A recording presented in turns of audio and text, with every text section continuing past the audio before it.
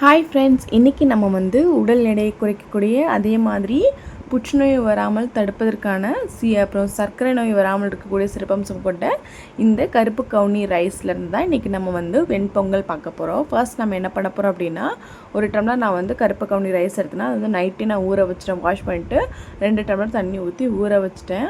மறுநாள் காலையில் என்ன பண்ணேன், அந்த தண்ணியை தனியாக எடுத்து வச்சாச்சு. அதுக்கப்புறம் பாசிப்பருப்பும் கருப்பு கவுனி அரிசி என்ன பண்ணேன்னா நல்லா கொஞ்சமாக ஃப்ரை பண்ணிட்டேன். அதாவது எப்படின்னா சூடு காமிச்சிக்கிட்டேனே தவிர ஃப்ரை பண்ணலை.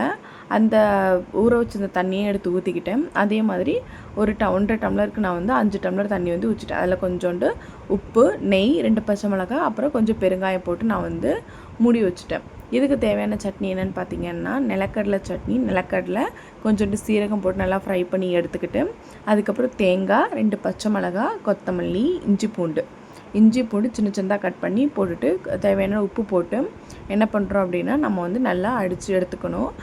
இந்த நிலக்கடலை சட்னி எப்படி இருக்கணும் அப்படின்னா, தண்ணியாக இருக்கணும். தண்ணியாக இருந்தால் தான் வெண்பொங்கலுக்கு சாப்பிடும்போது டேஸ்ட்டாக இருக்கும்.